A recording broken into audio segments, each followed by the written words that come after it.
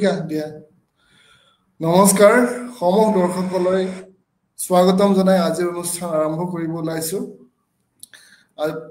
প্ৰিয় দৰ্শক আপোনালোকে জানে প্ৰতি দেওবাৰে আমি গ্ৰন্থকথাৰ ফেচবুক পেজত সাহিত্য সম্পৰ্কীয় বিভিন্ন কথাৰ ওপৰত আলোচনা কৰো আৰু আমি এতিয়া কথা পাতি আছো বিভিন্ন কলেজ মহাবিদ্যালয়ৰ আৰু বিশ্ববিদ্যালয়ৰ ছাত্ৰ ছাত্ৰীসকলৰ লগত যুৱ প্ৰজন্মৰ লগত গ্ৰন্থ আৰু যুৱ প্ৰজন্মৰ মাজত যি সম্পৰ্ক সেই সম্পৰ্কটো শিথিল হৈছে নেকি বা প্ৰযুক্তিবিদ্যাই এই সম্পৰ্কটো কিবা আউল লগাইছে নেকি নৱ প্ৰজন্মৰ মানসিকতা চিন্তাধাৰা এইবোৰ জানিবলৈ আমি চেষ্টা কৰিছো যিমান পাৰো কলেজ বিশ্ববিদ্যালয় ছাত্ৰ ছাত্ৰীসকলৰ লগত যোগাযোগ কৰিবলৈ আৰু তেখেতসকলৰ মনৰ কথা জানিবলৈ আৰু আজিও আমি সেই বিষয়ে আলোচনা কৰিম গ্ৰন্থ আৰু যুৱ প্ৰজন্ম সো আজিৰ আলোচনাত ভাগ ল'বলৈ অসমৰ বিভিন্ন ঠাইৰ পৰা বিভিন্নজন যুৱ প্ৰজন্মৰ প্ৰতিনিধি আমাৰ মাজত উপস্থিত হৈছে আৰু তেখেতসকলৰ নিজৰ পৰিচয়টো নিজেই দিব আজি মই প্ৰথমতে অনুৰোধ কৰিছো বেদান্ত বিকাশ শৰ্মা আপুনি অকমান নিজৰ পৰিচয়টো দিবলৈ নমস্কাৰ আজি এই ফেচবুক লাইভ শ্ব'ৰ পৰাই আপোনাক সকলোকে ধন্যবাদ জ্ঞাপন কৰিছো যে আমাৰ নিচিনা উঠি অহা নৱপ্ৰজন্মক এনেকুৱা এখন মঞ্চ প্ৰদান কৰিছে য'ত আমি নিজৰ মত প্ৰকাশ কৰিব পাৰোঁ আৰু সকলোকে ধন্যবাদ মই বেদান্ত বিকাশ শৰ্মা ডক্টৰ বীৰেন কুমাৰ বৰুৱা মহাবিদ্যালয়ৰ ভূগোল বিভাগৰ প্ৰথম ষান্মাসিকৰ এগৰাকী ছাত্ৰ হয় বেদান্ত ধন্যবাদ অনুষ্ঠানত স্বাগতম জনাইছো এইবাৰ মই বনশ্ৰীক অনুৰোধ কৰিছো বনশ্ৰীয়ে যাতে নিজৰ বিষয়ে দুআষাৰ কৈ দিয়ে আৰু আপোনাক এই আমাৰ শ্ব'ত স্বাগতম জনাইছো নমস্কাৰ গ্ৰন্থকথাৰ সৈতে জড়িত প্ৰতিগৰাকী দৰ্শকলৈ মই শুভ সন্ধিয়া জনাইছো মোৰ নাম বনশ্ৰী শৰ্মা মোৰ ঘৰ মঙলদৈত কিন্তু মই বৰ্তমান গুৱাহাটীৰ বিবৰুৱা কলেজৰ পৰা স্নাতকত উত্তীৰ্ণ হলো স্নাতক অসমীয়া বিভাগৰ আছিলো মই আৰু মোৰ বিষয়ে পৰিচয় সুন্দৰ পুনৰবাৰ স্বাগতম জনাইছো এইবাৰ মই আহিছো দীক্ষিতা কোঁৱৰৰ ওচৰলৈ দীক্ষিতা অকমান নিজৰ বিষয়ে যদি কৈ দিয়ে নমস্কাৰ পোনপ্ৰথমে মই দৰ্শকৰ লগতে গ্ৰন্থকথাৰ সৈতে জড়িত সকলোকে মই ধন্যবাদ আৰু শুভেচ্ছা জনাইছো এই ধুনীয়া পদক্ষেপটি চলাই নিয়াৰ বাবে আৰু ধন্যবাদ জনাইছো আমাক এইকণ সুযোগ সুবিধা দিয়াৰ বাবে আমাৰ কথাবোৰ উপস্থাপন কৰিবৰ বাবে মই দীক্ষিতা কোঁৱৰ আৰু মই বৰ্তমান তেজপুৰ বিশ্ববিদ্যালয়ৰ গণসংযোগ আৰু সাংবাদিকতা বিভাগৰ এগৰাকী ছাত্ৰী সুন্দৰ দীক্ষিতা তোমাকো আমাৰ অনুষ্ঠানত স্বাগতম জনাইছো এইবাৰ মই আহিছো গাৰ্গীৰ কাষলৈ গাৰ্গীক দুআষাৰ কৈ দিবা নেকি নমস্কাৰ পোনপ্ৰথমে গ্ৰন্থকথাৰ সমূহ পৰিয়াললৈ মোৰ অশেষ ধন্যবাদ আৰু কৃতজ্ঞতা জ্ঞাপন কৰিছো এনে এখন মঞ্চ দিয়াৰ বাবে লগতে মই বৰ্তমান উচ্চতৰ মাধ্যমিকৰ ২য় বৰ্ষত ৰামানুজন ছিনিয়ৰ ছেকেণ্ডাৰী একাডেমীৰ বাহাটা চাৰিআলিৰ ছাত্ৰী হয় এইখিনিৰ মোৰ পৰিচয় আছে হয় গাৰ্গী স্বাগতম জনাইছো আমাৰ অনুষ্ঠানত এইবাৰ মই আহিছো প্ৰত্যক্ষা কাষলৈ প্ৰত্যক্ষা আপোনাৰ বিষয়ে অকমান হয় নমস্কাৰ হয় মোৰ নাম প্ৰত্যক্ষা মুখিয়াৰ মই মাজুলীৰ জীয়ৰী পোনপ্ৰথমে গ্ৰন্থকথাৰ প্ৰত্যেকগৰাকী পৰিয়ালবৰ্গৰ লগতে প্ৰত্যেকগৰাকী দৰ্শকলৈ মোৰ শ্ৰদ্ধা নিবেদন কৰিছো আৰু আপোনালোকক ধন্যবাদ জ্ঞাপন কৰিছো যে আমাৰ দৰে উঠি অহা যুৱ প্ৰজন্মৰ যি ক'বলগীয়া মনৰ যিখিনি কথা আপোনালোকে তাৰ বাবে এটা সামান্য সুযোগ দিলে আৰু সেয়া আমাৰ কাৰণে বহুত ডাঙৰ কথা তাৰ বাবে বহুত বহুত ধন্যবাদ মই বৰ্তমান ডিব্ৰুগড় বিশ্ববিদ্যালয়ৰ অসমীয়া বিভাগৰ ছাত্ৰী ধন্যবাদ প্ৰত্যক্ষা অনুষ্ঠানত স্বাগতম জনাইছো এতিয়া আজি দেওবাৰ আৰম্ভ কৰো আমাৰ আলোচনা এতিয়া বহুতে মানে এটা অভিযোগ আনে যে যুৱ প্ৰজন্মই কিতাপ নপঢ়া হৈছে গ্ৰন্থৰ প্ৰতি আসক্তি কমি গৈছে কথাটো কিমান দূৰ সঁচা আজিৰ যি তথ্য আৰু প্ৰযুক্তিৰ যি অগ্ৰগতি সেই অগ্ৰগতিত যুৱ প্ৰজন্মই কিয় কিতাপ পঢ়িব কাৰণ গোটেইখিনিতো মোবাইলতে উপলব্ধ আজি ই গ্ৰন্থ আছে অডিঅ' বুক আছে শ্ৰাব্য পুথি আছে সকলোবোৰ যেহেতু আছে তাৰ পিছতো আমাৰ ছপা আকাৰৰ যে কিতাপ সেইখন পঢ়াৰ কি প্ৰয়োজনীয়তা আছে মই এই প্ৰশ্নটো দীক্ষিতাক সুধিব খুজিছো দীক্ষিতা কি ভাবা ব্যক্তিগতভাৱে তথ্যৰ প্ৰযুক্তি হয় কোৱা হয় যদি বস্তুটো তুলনা কৰো মোৰ স্কুলীয়া দিনৰ যিসকল বন্ধু আছিল আৰু এতিয়া বৰ্তমান যিসকল বন্ধু আছে কিতাপ পঢ়াৰ মাজৰ মানে যোনবোৰ বন্ধু আছে সেইটো হিচাপত এতিয়াৰ যিসকল কিতাপ পঢ়া বন্ধু খুবেই কম আমাৰ স্কুলীয়া দিনত চাগে বেছি আছিলে কিতাপ পঢ়াৰ বন্ধু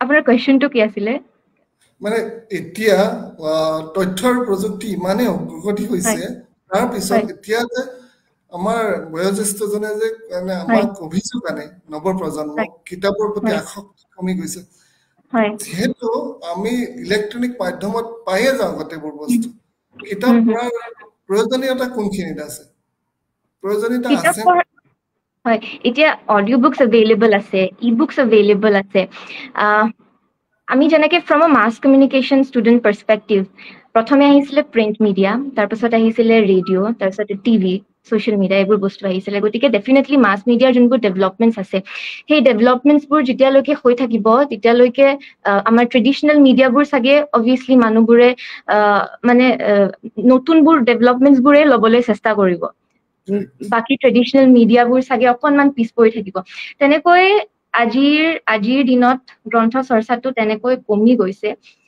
কিন্তু একে সময়তে আমি যদি চাবলৈ যাওঁ যে আমি যদি অসমৰ কালচাৰটোৰ বিষয়ে বা আমি আহোমৰ কালচাৰটোৰ বিষয়ে যদি আমি ষ্টাডি কৰিবলৈ যাওঁ আমি নিশ্চয় গ্ৰন্থই পঢ়িব লাগিব আমাৰ যোনবোৰ ডিজিটেল মিডিয়াত যোনবোৰ এভেইলেবল খুব কমেই ইনফৰমেশ্যন চাগে এভেইলেবল আছে আহোমৰ হিষ্ট্ৰীৰ ওপৰত কিন্তু ডেভেলপমেণ্টছবোৰ যেতিয়ালৈকে হৈ থাকিব বস্তুটো চাগে তেনেকুৱা ধৰণেৰে ধুনীয়া সুন্দৰ দীক্ষিতাই সুন্দৰকে কৈছে যে ডেভেলপমেণ্ট যেতিয়া আমাৰ অগ্ৰগতি হৈ থাকে তথ্য প্ৰযুক্তি এইবিলাকতো আমি আঁকোৱালি ল'মে কিন্তু তাৰ মাজতো কিতাপৰ গত্যান্তৰ নাই কিছুমান বস্তু কিতাপতহে আমি পাম এতিয়া মই বেদান্ত বিকাশ শৰ্মাক সুধিব খুজিছো এই যে অভিযোগটো আনে যে যুৱ প্ৰজন্মৰ কিতাপৰ প্ৰতি আসক্তিটো কমি গৈছে এইটো কিমান দূৰ সত্য বুলি আপুনি ভাবে ধন্যবাদ যুৱ প্ৰজন্মৰ কিতাপৰ প্ৰতি আসক্তি কমাৰ মূল মাধ্যমেই হৈছে সামাজিক মাধ্যম যাৰ প্ৰথমতে সম্পূৰ্ণ মই দুখটো দিম মোবাইল ফোনত য'ত আমাৰ নৱপ্ৰজন্মৰ যুৱক যুৱতীসকলে নিজৰ ব্যস্ত টাইমত ই বুকেই হওক বা অনলাইন যোগে কিতাপ পঢ়িব পাৰে তো অনলাইন যোগে কিতাপ নপঢ়ি পেলাই যেতিয়া নিজৰ মোবাইল ফোনত যেতিয়া ছ'চিয়েল মিডিয়াত গোটেই সময় জীৱনৰ আধা সময় ব্যস্ত কৰে তেনেকুৱা এটা প্ৰেক্ষাপটত কেতিয়াও সম্পূৰ্ণ হৈ অভিযোগটো সঁচা কিন্তু আমাৰ যুৱ প্ৰজন্মৰ এনেকুৱা কিছুমান যুৱক যুৱতী আছে যিয়ে নিজৰ ব্যস্ত টাইমত হয়তো আমাৰ কিতাপ পঢ়ে বা কলেজত থকা সেই অফ সময়কণত যেতিয়া লাইব্ৰেৰীত গৈ পেলাই গ্ৰন্থ পঢ়ে আৰু সেই গ্ৰন্থ পঢ়া যেতিয়া যুৱক যুৱতীসকলক যেতিয়া আন কোনোবা নিজৰ লগৰ বন্ধুবৰ্গই লাইব্ৰেৰীত গৈ কিতাপ পঢ়িলে তেওঁ কিতাপৰ পোক বুলি যেতিয়া জোকায় উদাহৰণস্বৰূপে মই যেতিয়া প্ৰথমতে মোৰ কিতাপৰ প্ৰতি একদমেই আগ্ৰহ নাছিলে তেতিয়া মই প্ৰথম তৰ্কৰ জীৱনত ভৰি দিলো তেতিয়া মই অনুপ্ৰেৰণা পালো মোৰ আমাৰ তৰ্কৰ সঞ্চালক ডক্টৰ সিজুমণি শইকীয়া বাইদেউৰ পৰা বাইদেৱে ক'লে তুমি কিতাপ পঢ়া য'ত তেতিয়া মই কিতাপ মোৰ নিজৰ যিখিনি সময় মই ক্লাছত নাথাকো সেইখিনি সময়ত মই লাইব্ৰেৰীত যাওঁ কিতাপ পঢ়িবৰ কাৰণে এতিয়া মোক লগৰ ল'ৰাখিনিও জোকাই যায় ইমান কিতাপ পঢ়ি কি কৰিবি কিতাপ পঢ়ি পেলাই মোৰ ব্যক্তিগতভাৱে মই নিজে কিতাপ পঢ়ি যিখিনি অধ্যয়ন কৰিব পাৰো মোক যদি কোনোবাই সেই কিতাপখনৰ বিষয়ে ভালদৰে বুজাই দিয়ে মই নিজে পঢ়ি যিখিনি বুজি পাওঁ মই তাতকৈ বেছি ভালকৈ বুজি পাওঁ আৰু তেনেকুৱাকে যদি আমাৰ যুৱ প্ৰজন্মই নিজৰ সেই স্মাৰ্টফোনটোৰ পৰা বিৰতি থাকি পেলাই যদি কিতাপ পঢ়ে তেতিয়া হয়তো আমাৰ সমাজখন ভাল হ'ব আৰু কিতাপ পঢ়িলে কিতাপ অধ্যয়ন কৰিলে মানুহে কেনেকৈ সমাজখনৰ লগত খাপ খাব পাৰে মানুহৰ লগত কেনেকৈ কথা ক'ব পাৰে মানুহক যোনজন সেই যুৱ প্ৰজন্ম সম্পূৰ্ণ সমাজত খাপ খোৱাৰ মূল মাধ্যমেই হৈছে কিতাপ আৰু গ্ৰন্থ অধ্যয়ন কৰিবই লাগিব আৰু জীৱনৰ উন্নতিৰ জখলা বগাবলৈ হ'লে মোৰ মতে হয়তো গ্ৰন্থ অধ্যয়ন কৰিবই লাগিব আৰু গ্ৰন্থ অবিহনে কেতিয়াও কোনো এগৰাকী যুৱক যুৱতী নিজৰ উন্নতিৰ জখলাত বগাব নোৱাৰে ধন্যবাদ সুন্দৰ বেদান্ত ধুনীয়া কথা এতিয়া মই বনশ্ৰী সুধিব খুজিছো প্ৰত্যেকটো যুগতে কিবা নহয় কিবা আৱিষ্কাৰ হয় আজিৰ দিনত যি আৱিষ্কাৰ সামাজিক মাধ্যম সেয়া আমি সকলোৱে স্বীকাৰ কৰিব লাগিব কিন্তু সামাজিক মাধ্যমৰ যি কুপ্ৰভাৱ যি সুপ্ৰভাৱ সেয়াও আমি জানো কিন্তু আমি যুৱ প্ৰজন্মই অকল সামাজিক মাধ্যমত লগত জড়িত থকাটো কিমান দূৰ যুক্তিসংগত আমি কেনেকৈ আমি নিজক তাৰ পৰা আঁতৰি আনিব পাৰিম বা কিতাপ পঢ়াটোৰ ওপৰত আলোচনা হোৱাটোৰ কোনো কথাই নাই কিতাপটো পঢ়িবই লাগিব কাৰণ আমি যদি উন্নতিৰ জখলাত বগাব খোজো আমি প্ৰত্যেক দিনে কিবা নহয় কিবা জ্ঞান আহৰণ কৰিব লাগিব আৰু সেয়া আমি কিতাপৰ পৰাই লওঁ বা অভিজ্ঞ ব্যক্তিৰ পৰাই লওঁ বিভিন্ন ধৰণে ল'ব পাৰোঁ কল যদি সামাজিক মাধ্যমত থাকোঁ সেয়া আমাৰ জীৱনত কিমান ক্ষতি কৰিব পাৰে আৰু সেইটো আমি কেনেকৈ মানে তাৰ পৰা আঁতৰি আহিব পাৰোঁ মই মনশ্ৰীক সুধিব খুজিছোঁ মোক প্ৰশ্নটো স্পষ্ট হৈছেনে মানে সামাজিক মাধ্যমৰ পৰা আমি কেনেকৈ আঁতৰি আহিব পাৰোঁ আৰু আমি নিজে কেনেকৈ আমি আমাৰ জ্ঞান আহৰণ বা আমাৰ যিখিনি দৰকাৰী স্কিল কৌশল এইবিলাক আমি কেনেকৈ আহৰণ কৰিব পাৰোঁ হয় ধন্যবাদ দাদা আচলতে মই ক'ব লাগিব যে প্ৰথমতে যদি মই ক'ব যাওঁ বৰ্তমান সময়ত যুৱ প্ৰজন্মই কিতাপ নপঢ়ে বুলি এটা যি অভিযোগ উত্থাপন হয় একেবাৰে মিছা বুলিও ক'ব নোৱাৰো কাৰণ হয় বহুত সময়ত আমি দেখিব লাগিব যে কিতাপ বৰ বেছি নপঢ়ে কিন্তু মই যদি ব্যক্তিগতভাৱে মোৰ কথা ক'বলৈ যাওঁ সৰুতে আমি যেতিয়া বিভিন্ন প্ৰতিযোগিতাবোৰত অংশগ্ৰহণ কৰোঁ তেতিয়া আমাক পুৰস্কাৰ হিচাপে সৰু সৰু কিতাপ কিছুমান দিয়ে কিতাপ পুৰস্কাৰ দিয়ে আৰু তেতিয়া আমাৰ এনেকুৱা হয় যে ভাল লাগে এই লগৰজনী শুনো তই কোনখন পাইছ চাওঁ মই এখন পালো এনেকুৱা আমি তেতিয়া কি কৰোঁ সেইখন কিতাপ ইজনীয়ে সিজনীয়ে পঢ়ো আনজনীৰখন আমি ধাৰলৈ আনো পঢ়ি আকৌ উভতাই দিওঁ গতিকে আমাৰ সমাজত এটা কিতাপ পঢ়াৰ চখ এটা আছিল আমি কিতাপখন দেখিলেই পাগল হৈ যাওঁ তাৰপিছত তেনেকুৱা ল'ৰা ছোৱালী এতিয়াও আছে আমি এইটো কোৱা নাই যে আমিয়ে বহুত কিতাপ পঢ়ো কিন্তু আছে বৰ্তমান মই যেতিয়া কলেজত পঢ়িলো তেতিয়া মই বহুত লগৰ বন্ধু বান্ধৱী পাইছো আমি এনেকুৱা কিতাপ এখন কথা ক'লে সিহঁতে কয় যে মই এখন পঢ়ি আছো তুমি পঢ়িবাচোন আকৌ ময়ো কওঁ যে পঢ়িবা গতিকে তেনেকুৱা ল'ৰা ছোৱালীও আছে কিন্তু তাৰ মাজতে যিটো সামাজিক মাধ্যমৰ এটা ঢৌ আহিছে এতিয়াতো এনেকুৱা হৈছে যে সামাজিক মাধ্যমত যিকোনো মানুহে ভাত মাছ খোৱাৰ পৰা আৰম্ভ কৰি সকলোবোৰ তাতে মাজতে কিবা আপোনাৰ কন্টেন্ট মনিটাইজেশ্যন সেইবোৰো আহিলে গতিকে এটা বেলেগ এটা পৰিস্থিতি হৈছে কিন্তু তাৰ মাজতো ক'ব লাগিব যে যিসকলে কিতাপ পঢ়ে দেখিবলৈ পোৱা বিভিন্ন ধৰণৰ সাহিত্য গোট আছে গোটবোৰত কিছুমান গ্ৰন্থ আলোচনা হয় গ্ৰন্থ সমালোচনা হয় গতিকে ভাল কামবোৰো হৈ আছে আমি নিজকে ভালখিনিৰ পৰা ফালে আনিব লাগিব বেয়াখিনিৰ পৰা আঁতৰাই নিজক ভালখিনিলৈকে ধাউতি খুৱাব পৰাটো আমাৰ নিজৰ কথা হয় সুন্দৰ মনশ্ৰী সুন্দৰকৈ কৈছে এতিয়া কেইটামান কমেণ্ট আহিছে মই কমেণ্টকেইটা পঢ়ি দিব খুজিছোঁ কিশোৰ দাস ডাঙৰীয়া লিখিছে চাই আছোঁ ধন্যবাদ কিশোৰ দাস ডাঙৰীয়া তাৰ উপৰিও পল্লৱী শৰ্মা বাইদেৱে লিখিছে হাই কেইবাবাৰো লিখিছে হাই বুলি ইনামণি শৰ্মা বাইদেউ হাই বুলি লিখিছে নমস্কাৰ বাইদেউ আৰু ডক্টৰ উৎপলা দাস বাইদেউ লিখিছে খুব সুন্দৰ ধন্যবাদ ডক্টৰ উৎপলা দাস বাইদেউ এতিয়া মই গাৰ্গীক সুধিব খুজিছোঁ গাৰ্গী যদি তোমাৰ ওচৰত দুটা অপশ্যন আছে এটা তুমি অডিঅ' বুক শুনিব পাৰা আৰু নহ'লে তুমি কিতাপ পঢ়িব পাৰা তুমি কোনটো অপশ্যন মানে কোনটো পচন্দ কৰিবা ল'বলৈ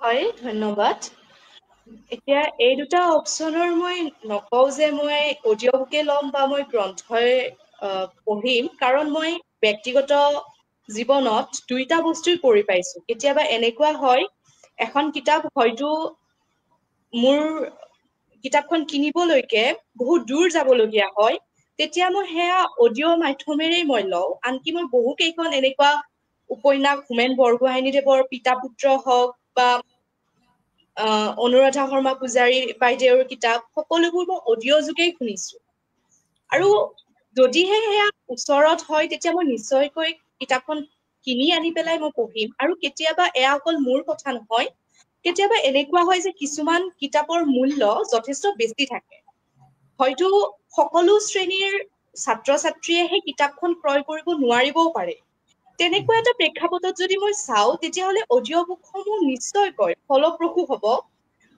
নিশ্চয়কৈ সেয়া লাভৱান হ'ব আৰু কেতিয়াবা এনেকুৱা হয় যে কিতাপ এখন মই বহু ঠাইত বিচাৰো ভাল কিতাপ এখন সেইখন মই নাপাওঁ তেতিয়া মই কি কৰিম তেতিয়া নিশ্চয়কৈ মই অডিঅ' বুকেই ক্ৰয় কৰিব লাগিব গতিকে মই এই দুটা বস্তু মিলাই পেলাই চাম যে বস্তুটো ক'ত মই পাম বা ক'ত সেয়া হ'ব তেনেকুৱাৰ ওপৰত ভিত্তি কৰি মই দুটাৰ এটা বাছনি কৰিম মানে গাৰ্গীৰ প্ৰথম পছন্দ কিতাপ যদি কিতাপ উপলব্ধ নহয় তেতিয়া গাৰ্গীয়ে অডিঅ' বুক পঢ়ি লৈ যাব এতিয়া মই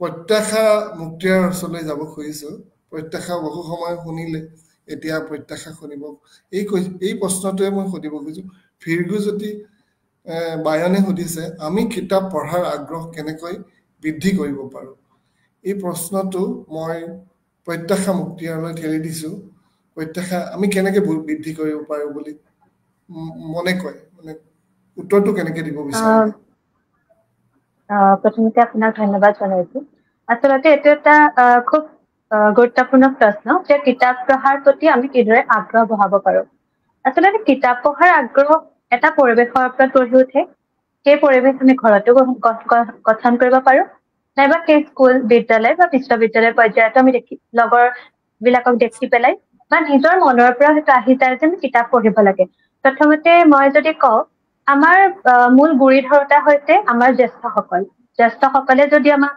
অনুজসকলক সেই তেওঁলোক হৈছে বটবৃক্ষ তেওঁলোকৰ পৰাই পাত যিদৰে এজোপা গছৰ গুৰিৰ পৰা পাতবিলাকলৈ পানী যায় ঠিক তেনেদৰে আমাৰ সমাজৰ যিসকল অগ্ৰজসকলে অনুজসকলক যদি সৰুৰ পৰা এনেকুৱা এটা পৰিৱেশ দিয়ে যে তেওঁলোকে কিতাপ পঢ়িব লাগে বা সৰুতেই তেওঁলোকক ৰংমন যিহেতু ৰংমন আমাৰ মাজৰ পৰা জুলাইৰ পৰা প্ৰকাশ বন্ধ হৈ গৈছে অতি দুখেৰে জনাইছো কিন্তু সৰুৰ পৰা যদি সাধু কথাৰ প্ৰতি বা এটা সামান্য তেওঁলোকে কোনো এটা অনুষ্ঠান অনুষ্ঠিত কৰিছে বা মোৰ সময়ত আমি যেতিয়া সৰু আছিলো অংকুৰ মুকুল 1, 2, 3 আমি যেতিয়া পাইছিলো তেতিয়া সাধুকৰ প্ৰতিযোগিতা অনুষ্ঠিত কৰে আৰু তাত আমি বিদ্যালয়ৰ পৰা আমি কেইবাজনীও লগৰ ছোৱালী যাওঁ আৰু তাত সাধু কওঁ আৰু তাত আমাৰ লগৰ কেইজনীৰ মাজতে প্ৰতিযোগিতা থাকে যে প্ৰতিযোগিতা আচলতে ক'ব নাপায় আমাৰ লগৰ কেইজনীৰ মাজত এটা কথা থাকে যে আমি সাধুখিনি কোনকেইটা সাধু পঢ়ি যাম ঢেৰ সাধু পঢ়ি যাম তাৰ ভিতৰত একদম প্ৰত্যেকজনীয়ে বেলেগ বেলেগ সাধু কম আৰু আমাৰ তাত সেই সাধু প্ৰতিযোগিতাত আমাৰ উপহাৰ হিচাপে আমাক দুখনকৈ কিতাপ দিয়ে আচলতে বৰ্তমান সময়ত কিতাপ পঢ়াৰ প্ৰতি সৰু সৰু ছাত্ৰ ছাত্ৰীসকলৰ মাজত আগ্ৰহ বঢ়াবলৈ হলে তেওঁলোকক অনুপ্ৰাণিত কৰিব লাগিব যে কিতাপৰ পৰা আমি কি পাওঁ সাধু কথাসমূহ এনেকুৱা হ'ব লাগে আচলতে ৰংমন সাধু কিতাপসমূহৰ যি তৃপ্তিয়ে আচলতে সৰু ল'ৰা ছোৱালী বিলাকক সেই তেওঁলোকে আনন্দ পোৱা ধৰণী কথাবোৰ ক'ব লাগে পিতৃ মাতৃয়ে হওক যিহেতু মই কিতাপৰ প্ৰতি মোৰ মাৰ পৰা শিকিছো মোৰ বাৰ পৰা শিকিছো ঠিক তেনেদৰে আমাৰ সৰু আমাৰ অনুজসকলক অগ্ৰজসকলে তেওঁলোকক দেখাব লাগে আৰু মই এটা কথা জনাব বিচাৰিম যে আমাৰ গাঁৱতো এটা পুথিভঁৰাল আছে পুথিভঁৰালটো অহা বেছি দিন হোৱা নাই এবছৰ 2 বছৰমান হৈছে মই অতি গৌৰৱেৰে জনাম যে আমাৰ প্ৰত্যেক দিনে 3:30 বজাত 4জনী ছোৱালী সৰু ছোৱালী 2, 3 ছোৱালী 2, 3, 6 আৰু 5ৰ তেওঁলোকে সদায় দৌৰি যায় পুথিভঁৰালটোলৈ আৰু কাৰণ তেওঁলোকে কিতাপ পঢ়াৰ প্ৰতি আগ্ৰহ সেই আগ্ৰহ তেওঁলোকে আমাৰ গাঁৱৰ অগ্ৰজসকলৰ পৰা পাইছে আৰু অগ্ৰজসকলে তেওঁলোকক প্ৰতি দেওবাৰে এখন মিটিং পাতে অভিভাৱকসকলক নিমন্ত্ৰণ জনায় সেই পুথিঘৰৰ প্ৰতি অৱদান মই যিহেতু মাজুলী গতিকে মাজুলীৰ বিভিন্নজন মহান পুৰুষে বিভিন্ন পুৰুষে নিজৰ ব্যক্তি জন্মদিনত কিতাপ দান কৰে আৰু আমাৰ সৰু ল'ৰা ছোৱালী বিলাকৰ মাজত কবিতা আবৃত্তিৰ প্ৰতিযোগিতা গানৰ প্ৰতিযোগিতা সাধু কোৱাৰ প্ৰতিযোগিতা গল্পৰ প্ৰতিযোগিতা অনুষ্ঠিত কৰে যাৰ দ্বাৰা তেওঁলোকে আগ্ৰহী হয় আৰু এতিয়া যদি মই আমাৰ যুৱ প্ৰজন্মৰ ডাঙৰ সকলৰ কথা কবলৈ যাওঁ তেওঁলোকে বৰ্তমান সামাজিক মাধ্যম যি অতি প্ৰচলিত অতি সম্প্ৰতি আমাৰ ৰীতা চৌধুৰী বাইদেউ ইন্দ্ৰাণী শৰ্মা বাইদেউ আৰু কৌশিক নন্দন দাদাৰ যিসমূহ কিতাপ সেইসমূহ ছচিয়েল মিডিয়াৰ জৰিয়তে তেওঁলোকে মোৰ চিনাকি ব্যক্তিভাগে তাৰ জৰিয়তে গম পাইছে আৰু আগ্ৰহী বৰ্তমান এটা চৰ্চাৰ ওপৰত ভিত্তি কৰে কিতাপ পঢ়াৰ প্ৰতি আগ্ৰহ এটা ডাঙৰ কথা চৰ্চা হ'ব লাগিব বিদ্যালয় মহাবিদ্যালয়ৰ লগৰ বিলাকৰ মাজত এটা চৰ্চা থাকিব লাগিব সেয়াই আছিলে ক'ব লগা হয় প্ৰত্যক্ষা বৰ সুন্দৰকে ক'লা এতিয়া আমি জানিব খুজিছো কোনখন গাঁৱৰ কিতাপ পুথিভঁৰালটোৰ বিষয়ে কাৰণ এইটো এটা নিঃসন্দেহে এটা মহৎ পদক্ষেপ আমাৰ তোমাৰ জৰিয়তে যদি আমাৰ দৰ্শকেও জানে এই পুথিভঁৰালটোৰ নাম আৰু গাঁওখনৰ নাম তেতিয়া আমাৰ ভাল লাগিব আচলতে মই কথাটো কৈ ইমান এতিয়া ভাল লাগিছে মই মাজুলী, মোৰ গাঁওখনৰ নাম শ্ৰী শ্ৰী আদিলিঙি সত্ৰ। আমাৰ মাজুলী এখন বিখ্যাত সত্ৰ, আউনীআটী সত্ৰৰ প্ৰায় ওচৰতে আমাৰ গাঁওখন। আমাৰ গাঁৱৰ পুথিভঁৰালটোৰ নাম সুৰুযমুখী পুথিভঁৰাল। আৰু গৌৰৱেৰে জনাম যে আমাৰ পুথিভঁৰালত বৰ্তমান এটা ইলেক্ট্ৰনিক ব্যৱস্থা আছে, য'ত মানে সেইটো ই-বুকৰ ব্যৱস্থা আছে, য'ত যিখন তেওঁলোকে কিতাপ, আমাৰ ছাত্ৰ ছাত্ৰীসকলে যিখন কিতাপ বিচাৰি নাপায়, সেই ই-বুকৰ জৰিয়তে তেওঁলোকে উপলব্ধ হ'ব। আৰু ময়ো এতিয়া যিহেতু গৰম বন্ধ, ময়ো ধন্য নৰতনো ভাল কিতাপখন আনিছো পঢ়িবৰ বাবে। সুন্দৰ, ভাল লাগিল প্ৰত্যাশা। আৰু তোমালোকৰ পুথিভঁৰালটোত আৰু কিতাপ সংগ্ৰহ হওক, আৰু এটা সকলোকে এটা সুন্দৰ বাট দেখুৱাওক, তাৰে আশা ৰাখিলো। এতিয়া আমাৰ ভালেকেইটা কমেণ্ট আহিছে, মই পঢ়ি দিছো। বিদুলা শৰ্মা বাইদেৱে প্ৰথমতে ভীৰ্ঘুজ্যোতি বায়নৰ এই কমেণ্টটো পঢ়িছো। সামাজিক মাধ্যমে গ্ৰন্থ অধ্যয়নৰ আন্দোলনৰ প্ৰতি নেতিবাচক প্ৰভাৱ পেলাইছে নেকি? বেদান্ত লৈ এই প্ৰশ্ন মোৰ জনাবচোন। অ'কে, এইটো প্ৰশ্ন আমি সুধিম, তাৰ আগতে আৰু অহা কমেণ্ট কেইটা পঢ়ি দিছো। বিদুলা শৰ্মা বাইদেৱে লিখিছে সুন্দৰ অনুষ্ঠান। বাইদেউলৈ অশেষ ধন্যবাদ। তাৰপিছত ভীৰ্ঘুজ্যোতি বায়নে আকৌ লিখিছে যে আমি কিতাপ পঢ়াৰ আগ্ৰহ কেনেকৈ বৃদ্ধি কৰিব পাৰোঁ। এইটো আমি অলৰেডি ইতিমধ্যে আমি আলোচনা কৰিলোঁ। পল্লৱী শৰ্মা বাইদেৱে লিখিছে Vedanta Sharma is very nice. ধন্যবাদ পল্লৱী শৰ্মা বাইদেউ। তাৰপিছত ইনামণি শৰ্মা বাইদেৱে লিখিছে বেদান্ত বিকাশ, আপোনাৰ কথাখিনি শুনি বৰ ভাল লাগিল। ধন্যবাদ ইনামণি শৰ্মা বাইদেউ। তাৰপিছত ডক্টৰ উৎপলা দাস বাইদেৱে লিখিছে বনশ্ৰীয়ে দৈনিক বাতৰি কাকত, আলোচনী আদিত লিখা মেলা কৰি থাকে, তাই এগৰাকী ভাল পাঠক যে হ'ব তাত কোনো সন্দেহ নাই। ধন্যবাদ উৎপলা বাইদেউ, আপুনি কথাখিনি কোৱাৰ বাবে। পল্লৱী শৰ্মা আকৌ লিখিছে ভাল লাগিল, ধন্যবাদ। জুহিতা কলিতা, যোৱা আমাৰ আলোচনাত জুহিতা ভাগ লৈছিলে, অংশগ্ৰহণ কৰিছিলে, সুন্দৰ উত্তৰ দিছে। জুহিতা কলিতাই লিখিছে যে অলপতে পঢ়া প্ৰিয় গ্ৰন্থ এখনৰ বিষয়ে জনাবচোন। তাৰপিছত এতিয়া আমি ভীৰ্ঘুৰ প্ৰশ্নটো আমি কাৰ ওচৰত আহিম? বেদান্তৰ ওচৰত। বেদান্তকে সুধিছে সামাজিক মাধ্যমে গ্ৰন্থ অধ্যয়নৰ আন্দোলনৰ প্ৰতি নেতিবাচক প্ৰভাৱ পেলাইছে নেকি? বেদান্ত কি ক'বা?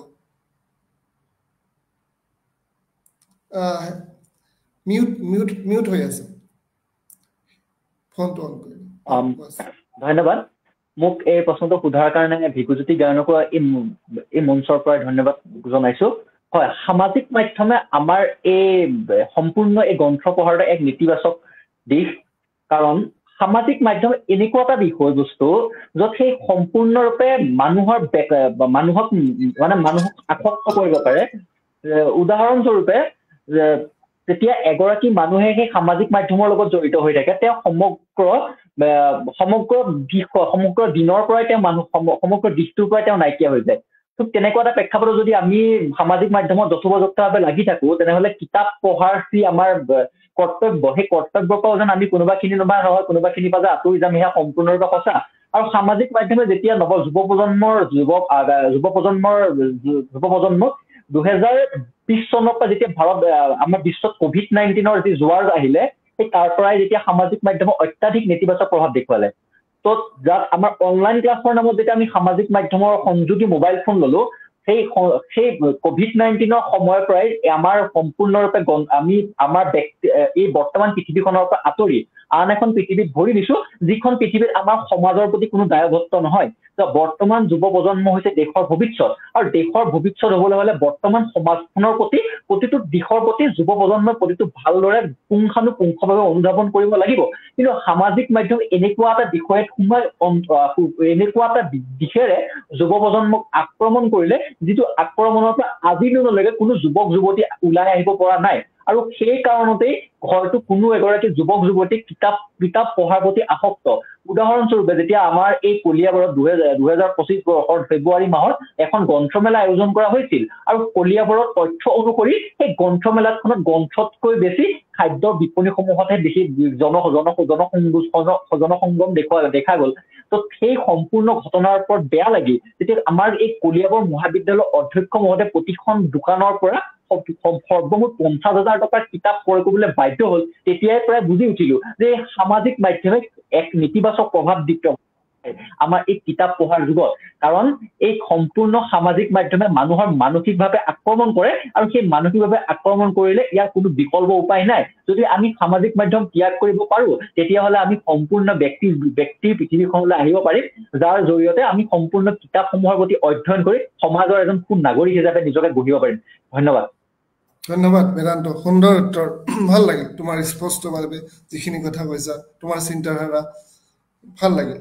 এতিয়া জুহিতা কলিতাই এটা সুন্দৰ প্ৰশ্ন কৰিছে, তাৰ ডিম্পল হাজৰিকাই লিখিছে সুন্দৰ অনুষ্ঠান, ধন্যবাদ ডিম্পল হাজৰিকা। জুহিতা কলিতাৰ প্ৰশ্নটোৰ মই যাব খুজিছো, অলপতে পঢ়া প্ৰিয় গ্ৰন্থ এখনৰ বিষয়ে জনাবচোন। এই কথাটো মই সকলোকে সুধিম। প্ৰথমতে মই দীক্ষিতাৰ পৰা আৰম্ভ কৰিছো। দীক্ষিতা শেহতীয়াকৈ পঢ়া কোনখন গ্ৰন্থ পঢ়িলা, কেনেকুৱা লাগিলে অকমান জনাবা নেকি? আচলতে মই একেবাৰে শেহতীয়াকৈ পঢ়া গ্ৰন্থখন হ'ব হোমেন বৰগোহাঁই দেৱৰ সাউদৰ পুতেকে নাও মিলি যায়। সেইখন কিতাপ মই বহুত আগতেও পঢ়িছো, কিন্তু যিমানো পঢ়ো সেইখন হেঁপাহ নপলায় সেইখন পঢ়িলে। গতিকে সেইখন সহজভাৱে লিখা এখন গ্ৰন্থ। আৰু মোৰ এগৰাকী লগৰ আছে, বেষ্ট ফ্ৰেণ্ড আছে, তাইও সেইখন পঢ়ি খুব ভাল পায়। আমি খুব চৰ্চা কৰো সেইখনৰ ওপৰত। বাপুকণ যোনটো মেইন কেৰেক্টাৰ আছিলে সাউদৰ পুতেকে নাও মিলি যায়, তাৰ এটা খুব মানে বৰ্তমান এটা দৃশ্য মনত পৰি আহিছে। তেওঁৰ যোনজন প্ৰেমিকা, সেই প্ৰেমিকাজনীৰ আগত বাপুকণে মানে খুব কিবা হিৰো বনি আহে আৰু খুব ধুনীয়া কথা কৈ আহে, আৰু তাৰ পিছতে আহি সি যেতিয়া উভতি যায় ঘৰলৈ, তেতিয়া চোতালখনত মানে একেবাৰে বৰষুণ পৰি থাকে, ভিজা হৈ থাকে, সি তাতে পৰি যায়। তেতিয়া সি কয় যে বসুমতী ফাট দিয়া পাতালে লুকাও। সেই মমেণ্টটো মানে খুব সঁচাকৈ হাঁহি উঠা এটা মমেণ্ট, যিমানবাৰ পঢ়িলেও হাঁহি উঠি থাকে। সেইটো এটা মোৰ খুব মনত পৰা এটা। মোৰো এটা কথা মনত পৰিছে, জাষ্ট অকমান কৈ ল'ব খুজিছো। মানে বাপুকণক গৰমত কি দুপৰীয়া কৰবাত যোৱা কাৰণে দেউতাকে দেখা কাৰণে সি পলাই গৈ কৰবাত লুকাই থাকে নহয়। তো সেই সময়ত ভাবে যে দেউতা যদি মৰি যায় তেতিয়াই ভাল হ'ব, মানে মোৰ জীৱনত শান্তি আহিব। তাৰপিছত এনেকুৱা হয় যে এদিন মানে ধুমুহাত সিহঁতৰ ওচৰৰ ডাঙৰ গছ এডাল মানে পৰি যোৱাৰ পিছত বাকী যিবোৰ গছ আছে সেই গছবোৰে সৌন্দৰ্যটো আনিব পৰা নাই। বুজি উঠিলে যে দেউতাৰ মানে প্ৰয়োজনীয়তা কিমান, দেউতাৰ যিটো স্থান এইটো যে কোনো মানে পূৰণ কৰিব নোৱাৰে। এই ডাঙৰ গছজোপাৰ দৰে দেউতা মানে আমাৰ যি জীৱনত সৌন্দৰ্য বিয়পাই ৰাখিছে, যি বেলেঞ্চ কৰি ৰাখিছে, সেইটো কোনো পূৰণ কৰিব নোৱাৰে। এইটো মোৰ খুব ভাল লাগে এই কিতাপখনত। আৰু খুবেই আচলতে ধুনীয়া বৰ্ণনা কৰিছে তেওঁ। আৰু এভৰি পেজত মানে কিবা নহয় কিবা কাৰণত এটা হাঁহি ওলাবই মানে মুখত পঢ়ি। এইটো কিতাপখন বৰ সুন্দৰ কিতাপ। ধন্যবাদ দীক্ষিতা। এতিয়া মই বনশ্ৰীক সুধিব খুজিছো, শেহতীয়াকে কোনখন কিতাপ পঢ়িছা তুমি?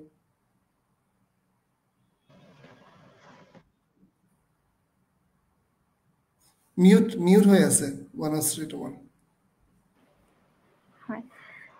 মোৰ আচলতে এগৰাকী বান্ধৱী আছে, বান্ধৱীগৰাকীৰ নাম হ'ল চান্দিনী প্ৰিয়ম বৰা। আৰু চান্দিনী প্ৰিয়ম বৰাৰ বা আশ্ৰবিকা বৰা, আপোনালোকে হয়তো জানে আশ্ৰবিকা বৰা বা, খুব ভাল লিখে। বাৰ এখন কিতাপ আছে নয়নতৰাৰ পৃথিৱী, দুখন হৈছে, ইয়াৰ তাৰ পিছত আৰু এখন প্ৰকাশ হৈছে, কিন্তু নয়নতৰাৰ পৃথিৱীখন আগতে হোৱা। গতিকে সেই নয়নতৰাৰ পৃথিৱীখন মোক উপহাৰ দিছিল চান্দিনীয়ে। মই সেইখন শেহতীয়াকৈ পঢ়িলো, খুব ভাল লাগিছে কিতাপখন। আপোনালোকে পঢ়াসকলে হয়তো জানিব, এখন খুব সাহসী কিতাপ। মানে তাৰ বিষয়বস্তুটো খুবেই সাহসী, উপস্থাপন শৈলীয়ে হওক বা কথা বতৰা, যিবোৰ বিষয়, কিছুমান সংগঠনৰ কথাও লিখিছে তাত। সকলোৱে জানে এগৰাকী মানে ছোৱালী হৈ, লেখিকা হৈ তেওঁ যি ধৰণৰ শক্তিশালী বা সাহসী উপস্থাপন কৰিছে, ইমান এটা সাহসী বিষয় এটা লৈছে, সেইটো মোৰ খুব ভাল লাগিছে। সংগঠনৰ সমস্যাবোৰ বা উত্তৰ পূৰ্বাঞ্চলৰ যিবোৰ সমস্যা, স্বাধীনতা, সাৰ্বভৌমত্ব, গণতান্ত্ৰিকতা এই সকলোবোৰ বিষয় সামৰি লৈছে। তো খুব এখন ধুনীয়া গ্ৰন্থ, মই শেহতীয়াকৈ পঢ়িছো এইখন।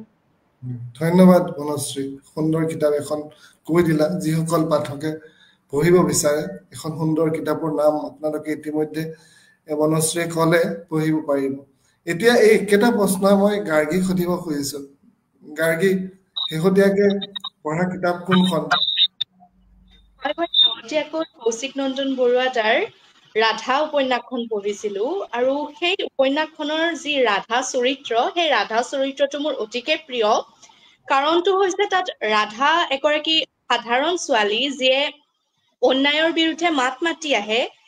এই কানাইৰ বাঁহীত ৰাধা পুখুৰীৰ পাৰত বহি ভাল পোৱা ছোৱালীজনীয়ে যেতিয়া মানুহৰ কুটিল চক্ৰান্তত পৰি সন্তান সম্ভৱা হৈও নৰহত্যা কৰিবলগীয়াৰ দৰে যি ঘটনা এটা তাত উপস্থাপন কৰিছে, কেনেদৰে মানুহক প্ৰতিশোধে জ্বলাব পাৰে, প্ৰতিশোধে মানুহক কি কি পৰ্যায়লৈ লৈ যাব পাৰে, সেই বস্তুখিনি মই সেই উপন্যাসখনত পঢ়িলো, আৰু সেই উপন্যাসখন মোৰ যথেষ্ট প্ৰিয়, আৰু মই শেহতীয়াকৈ সেইখন পঢ়িলো।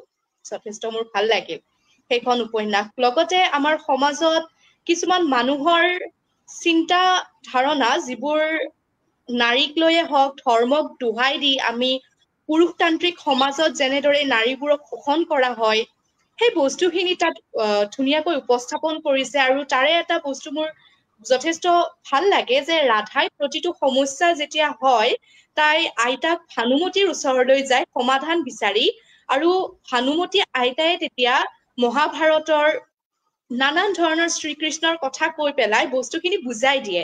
মই ভাবো বৰ্তমান যুৱ প্ৰজন্মৰ বাবে যে আমাৰ মহাভাৰত হওক, ৰামায়ণ হওক, তাৰে যিবোৰ নীতি শিক্ষামূলক জ্ঞানবোৰ লৈ পেলাই জীৱনত আগবাঢ়ি যোৱাৰ কাৰণে নিশ্চয়কৈ সুবিধা হ'ব এই কিতাপখন।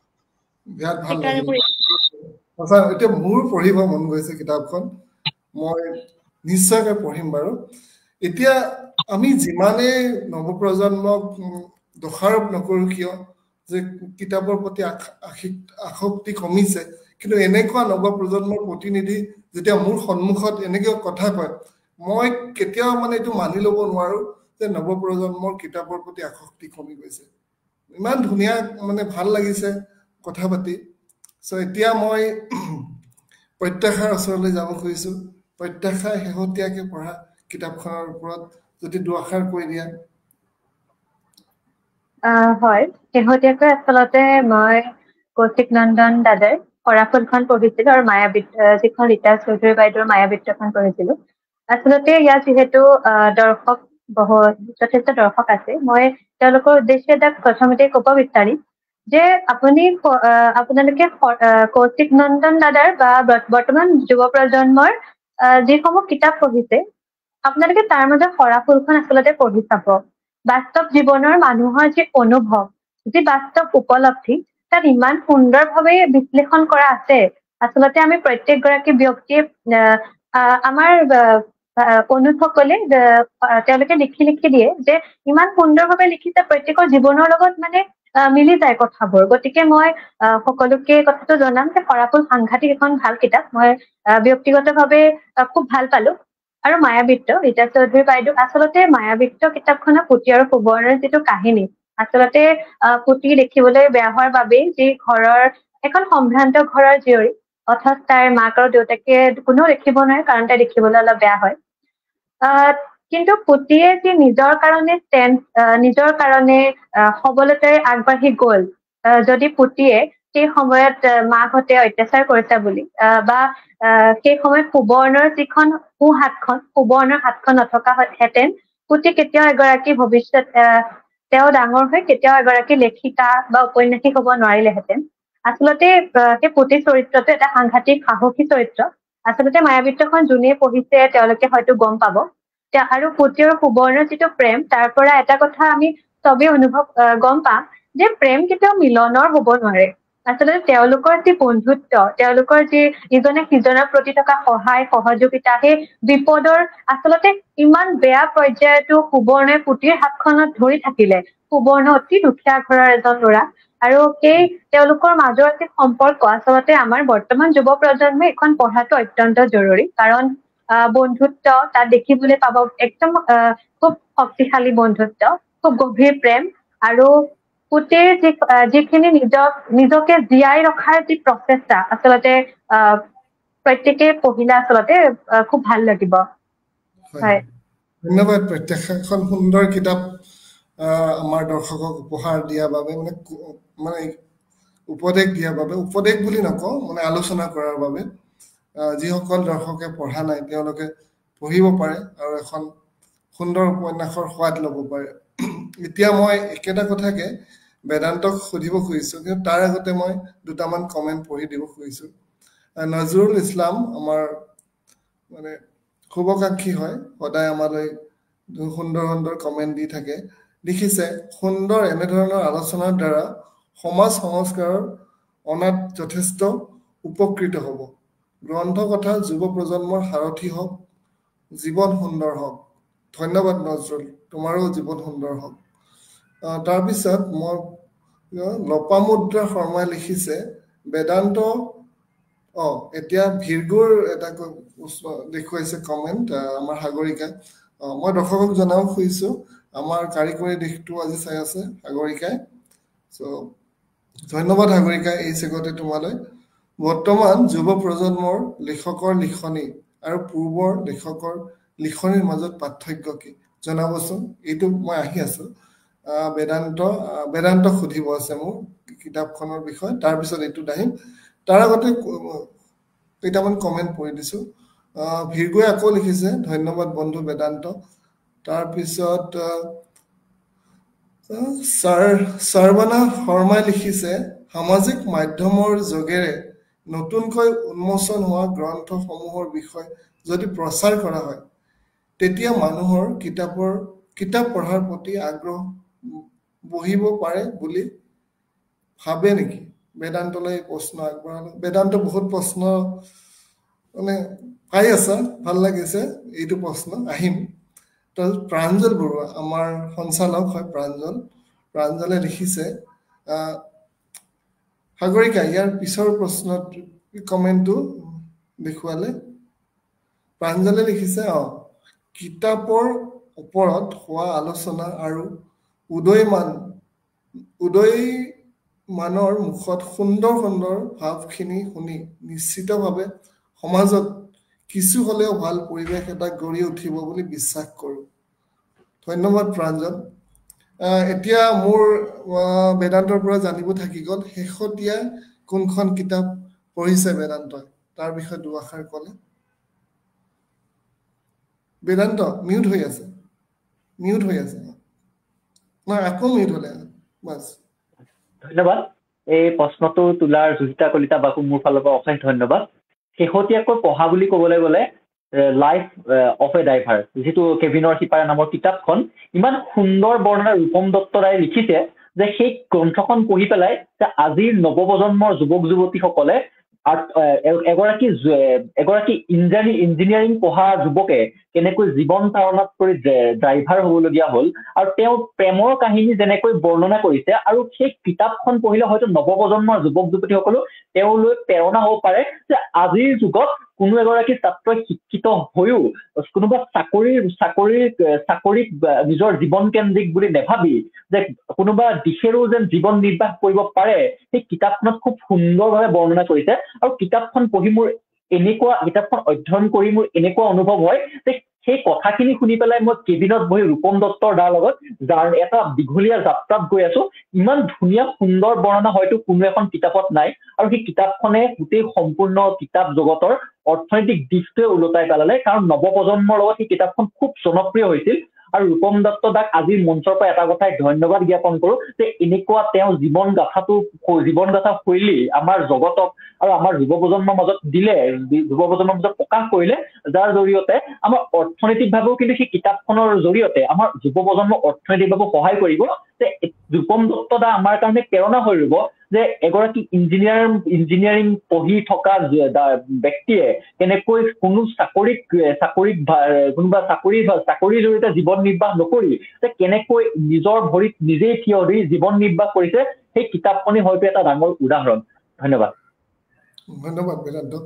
এই কিতাপখন মোৰ বোধেৰে যথেষ্ট বিক্ৰিয় হৈছে, মানে পঢ়ুৱৈ সমাজৰ মাজত যথেষ্ট জনপ্ৰিয় হৈছে। আনকি ময়ো কিতাপখন পঢ়িবলৈ মোৰো সৌভাগ্য হৈছে, ভাল লাগিছে কিতাপখন।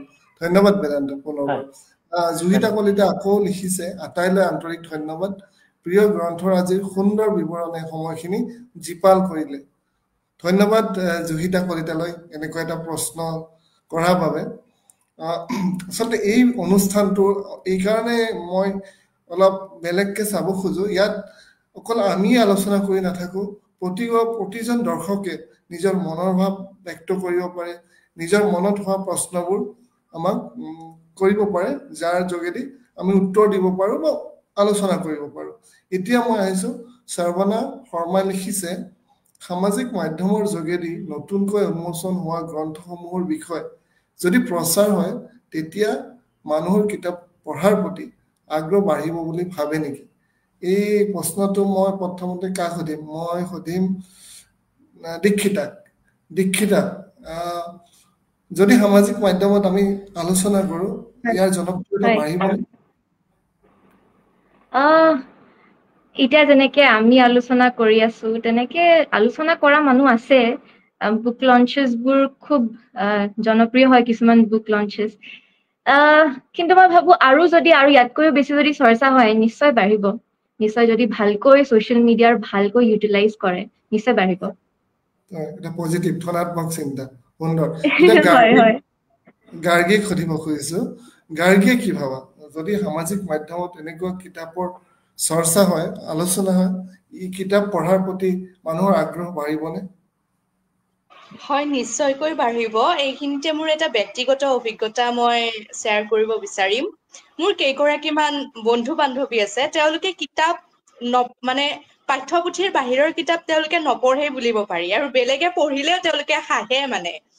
কিন্তু যেতিয়া মই মন কৰিছো, ইন্দ্ৰাণী শৰ্মা বাৰ আবিৰ হওক বা আবেলি হওক বা কৌশিক নন্দন দাদাৰ কিতাপবোৰ যেতিয়া ইনষ্টাগ্ৰামৰ ৰিলছতে হওক বা সামাজিক মাধ্যমত যেতিয়া শ্বেয়াৰ হয়, তাহাঁতে মোক আহি পেলাই কয় যে কিতাপকেইখন নিশ্চয় বহুত ভাল হৈছে, সকলোৱে কৈ আছে দেখোন। এতিয়া তেওঁলোকে, মই সেইদিনা তেওঁলোকৰ ঘৰত গৈ দেখিলো, প্ৰায় তেওঁলোকে উপন্যাস আনি থৈ দিছে। আনকি তেওঁলোকে অনুৰাধা শৰ্মা পূজাৰীৰ ইয়াত এখন বাইদেউৰ ইয়াত এখন অৰণ্য আছে আদি কৰি ৰীতা চৌধুৰী বাইদেউৰ উপন্যাসলৈকে সকলোবোৰ আনিছে, আৰু তাৰ দুই এখন তেওঁলোকে পঢ়িছেও। তেতিয়া মই এই কথাটো অনুধাৱন কৰিব পাৰিছো যে নিশ্চয়কৈ সামাজিক, যিহেতু আজিকালিৰ বেছিভাগ ল'ৰা ছোৱালী ইনষ্টাগ্ৰাম বা ফেচবুক এইবোৰ মাধ্যমতে এভেইলেবল থাকে, তেওঁলোকে নিশ্চয়কৈ যদি এই কিতাপবোৰৰ এডভাৰটাইজমেন্ট তাত দেখা পায়, নিশ্চয়কৈ পঢ়িব। আৰু তাৰ উদাহৰণ পাইছো। সুন্দৰ, ধন্যবাদ। মানে সামাজিক মাধ্যমৰ এটা সুফল, আমি ভাল যেনেকে বেয়া কথাবোৰ বিয়পাই দিব পাৰো, তেনেকে ভাল বাৰ্তা এটাও আমি বিয়পাই সমাজখনক সুন্দৰ কৰিব পাৰো। আৰু মই এইখিনিতে কওঁ, এই ৰাধা উপন্যাসখন মই নিজে সামাজিক মাধ্যমতে পঢ়া হয়, গোটেই উপন্যাসখন মই তাতে পঢ়িছিলো, গতিকে নিশ্চয়কৈ এয়া লাভৱান হব। হয়, এতিয়া এই একেটা প্ৰশ্নকে মই বনশ্ৰীক সুধিব খোজো, এনেকুৱা ধৰণৰ কিতাপৰ আলোচনাই আমাৰ সমাজত এক ধনাত্মক প্ৰভাৱ পেলাব বুলি ভাবানে? বা মানুহক মানে যি কৌতূহল সেইটো মানে বৃদ্ধি কৰিবনে এনেকুৱা আলোচনা? হয়, নিশ্চয়কৈ গাৰ্গীয়ে কোৱাৰ দৰেই হয়। আচলতে যেতিয়া সামাজিক মাধ্যমত আমি যিকোনো কিতাপৰ কথা বুলি নহয়, বেলেগ এটা বিষয় যেতিয়া আমি সৰুকৈ বিষয় এটা দেখা পাওঁ, তেতিয়া আমি সেই বিষয়টোৰ বিষয়ে আৰু অধিক জানিবলৈ চেষ্টা কৰো। ঠিক একেদৰে যদি আমি কিতাপবোৰৰ প্ৰচাৰ কৰো, তেতিয়া কৌতূহলবশতঃ হওক বা মানুহক ইহঁতে দেখোন পঢ়িছে, এওঁলোকে পঢ়িছে, আমিও এবাৰ পঢ়ি চাওঁ, এনেকুৱা ধৰণৰ ভাৱতেই হওক বা কৌতূহলতেই হওক বা কিতাপখনৰ বিষয়ে বেছিকে দেখি থাকিও কিছুমান দুই এটা শাৰী দেখিলে সেই শাৰীটো যদি আমাৰ নিজৰ জীৱনৰ লগত মিলি যায়, তেতিয়া আমি সেই কিতাপখন পঢ়িবলৈ ইচ্ছা কৰো। যেনেকে চিনেমা এখনৰ প্ৰচাৰ কৰিলে আমি চিনেমা এখন চাবলৈ যাওঁ, ঠিক তেনেকৈ কিতাপ এখনৰ প্ৰচাৰ কৰিলে সামাজিক মাধ্যমত আমি কিতাপখন নিশ্চয় মানুহে পঢ়িব। হয়, বৰ সুন্দৰ উত্তৰ বনশ্ৰী, ভাল লাগিল। এতিয়া মই একেটা কথাকে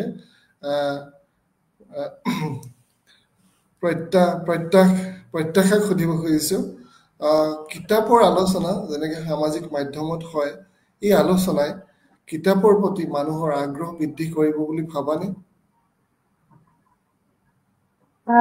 ধন্যবাদ প্ৰশ্নটি উত্থাপন কৰাৰ বাবে। আচলতে এইটো এটা খুব ভাল প্ৰশ্ন। আচলতে আমাৰ উচ্চাকাংক্ষা জাগে আমি দেখি থকা বস্তুটোৰ পৰা।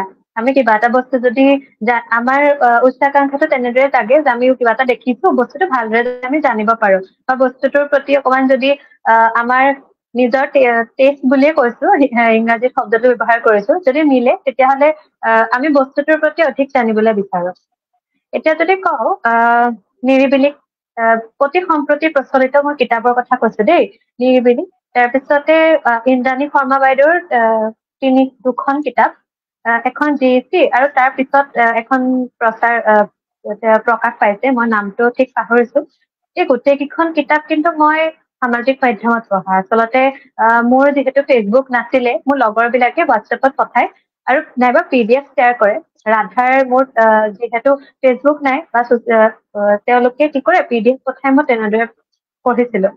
আচলতে সেই আপুনি আচলতে এইটো সুধিব বিচাৰিছিলে যে কিদৰে আমাৰ আকাংক্ষা জাগি উঠে, হয় নাই? হয়, মানে সামাজিক মাধ্যমৰ আলোচনাই মানুহৰ মাজত কৌতূহল মানে বঢ়াবনে নাই, সেইটোহে জানিব খুজিছিলো। নিশ্চিতভাৱে। আচলতে মই যদি ধনাত্মক দিশৰ কথা কওঁ, খুব বঢ়াব। কাৰণ মই ক'লোৱেই, মই যিটো সামাজিক মাধ্যমত পঢ়িছো, মই হোষ্টেলত 2 বছৰ মই ক্ৰেচেণ্ট একাডেমীত যেতিয়া পঢ়ি আছিলো, সেই 2 বছৰত মই 2 বছৰৰ ভিতৰত 24খন কিতাপ পঢ়িছিলো, আৰু সেই 24খন কিতাপৰ ভিতৰত প্ৰায় 5খন মান মই সামাজিক মাধ্যমতে পঢ়া। কি হয়, কেৱল ময়ে নহয়, আমাৰ হোষ্টেলৰ যি 63 গৰাকী ছাত্ৰী আছিলে, প্ৰত্যেক গৰাকীৰ মাজত সেই সামাজিক মাধ্যমত প্ৰচলিত ইজনীৰ মুখৰ পৰা বাগৰি পেলাই ইমানেই কিতাপবোৰ প্ৰচাৰ হ'ল যে ইজনীৰ পিছত সিজনীৰ পঢ়াৰ প্ৰাদুৰ্ভাৱটো বাঢ়ি গ'ল। আৰু সেয়াই নহয়, বৰ্তমানেও আমাৰ বিশ্ববিদ্যালয়ত প্ৰত্যেকৰ মুখত সেই কিতাপসমূহৰ সামাজিক মাধ্যমত প্ৰচলিত সেই গ্ৰন্থসমূহৰ PDF এতিয়াও বিচাৰে যে তোৰ ওচৰত আছে নেকি। গতিকে এইটো কথা কম যে বৰ্তমান সেই ছপা মাধ্যমৰ কিতাপসমূহৰ উপৰিও যিসমূহ সামাজিক মাধ্যমত প্ৰচাৰ হৈছে, প্ৰচলিত হৈছে, সেই 100% ভিতৰত খুব 40% হলেও 40% ছাত্ৰ ছাত্ৰীয়ে তাৰ প্ৰতি তেওঁলোকে আকাংক্ষা জাগি উঠিছে। আচলতে মই ইয়াত প্ৰায় সন্মতি দিছো, কাৰণ মই নিজেও কিতাপ পঢ়িছো। ধন্যবাদ। ধন্যবাদ প্ৰত্যাক্ষা। এতিয়া মই এটা কথা জনাব খুজিছো সকলোকে, দৰ্শকক। সামাজিক মাধ্যমত আমি এখন উপন্যাস মানে খণ্ড খণ্ডকে পঢ়াত হয়তো কিছু ক্ষেত্ৰত আমাৰ ব্যাঘাত জন্মে। এটা খণ্ড যোৱাৰ পিছত দ্বিতীয় খণ্ডটো কেতিয়া আহে, যদি এটা খণ্ড মিছ কৰি দিওঁ, তাৰ আকৌ এটা খণ্ড আহিবলৈ আমাৰ মানে বিচাৰিবলৈ অকণমান প্ৰব্লেম হয়, সমস্যা হয়।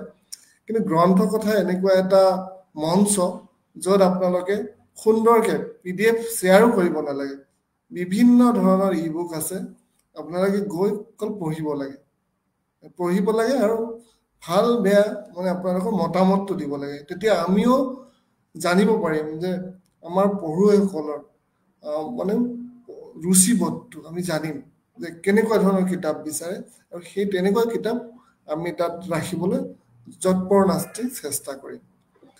এতিয়া মই আৰু এটা বেলেগ কথা সুধিব খুজিছো। এতিয়া যিহেতু গ্ৰন্থকথাৰ অনুষ্ঠান, গ্ৰন্থকথাৰ বিষয়ে অলপ কথা পাতিব লাগিব। গ্ৰন্থ কথা মই জানো প্ৰতিজনে শুনা নাই, পঢ়া নাই, কিন্তু যদি শুনিছে কোনোবাই, কেনেকুৱা লাগিছে গ্ৰন্থকথাৰ গল্প?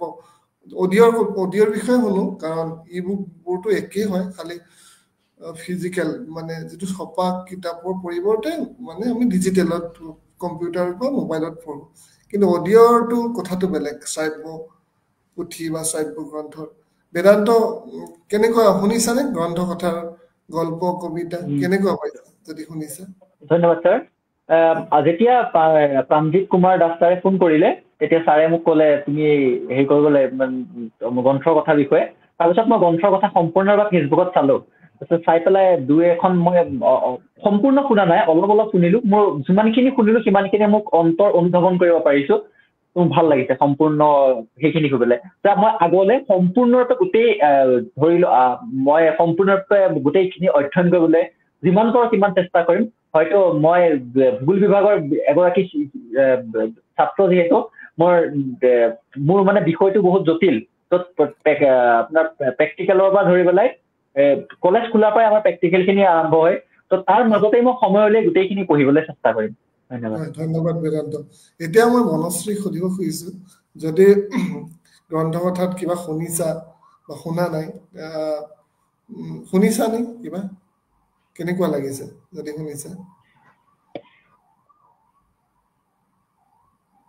মনশ্ৰী কি হৈ আছে মিউট হৈ আছে হয় আচলতে গ্ৰন্থকথাৰ বিষয়ে মই একেবাৰে নতুনকৈ জানিব পাৰিছো বৰ বেছি দিন হোৱা নাই মোৰ জনাৰ তাৰ মাজতে মই কিবা অলপমান চালো কিন্তু পৰৱৰ্তী পৰ্যায়ত মই ইয়াতকৈ বেছিকৈ চাবলৈ আৰু শুনিবলৈ চেষ্টা কৰিম মই ক'ব খুজিছো এইটো ভাল কথা ইয়াত মানে বৰ সুন্দৰ সুন্দৰ গল্প আছে পঢ়িবা আৰু লিখিবা আমালৈ লিখিবা মতামত দিবা কেনেকুৱা লাগে দীক্ষিতা সুধিব খুজিছো গ্ৰন্থকথাৰ বিষয়ে কি ক'বা হয় যিহেতু আজিৰ আমাৰ এই লাইভ শ্ব'টো খুব দৌৰাদৌৰিকৈ শেডিউল হ'ল সেইবাবে মই আচলতে বৰ বেছি ৰিচাৰ্চ কৰিব নোৱাৰিলো কিন্তু মই আজিয়ে শুনিম আৰু মই বিচাৰো যে আমাৰ দৰ্শকে আৰু গ্ৰন্থকথাৰ সৈতে জড়িত সকলোৱে যাতে আৰু এই বস্তুখিনি ভালকৈ চৰ্চা কৰে আৰু সামাজিক মাধ্যমত ধুনীয়াকৈ উলিয়াই দিয়ে দীক্ষিতালৈ মই এটা অনুৰোধ থাকিব যে আমাৰ গ্ৰন্থকথাত যিসমূহ গল্প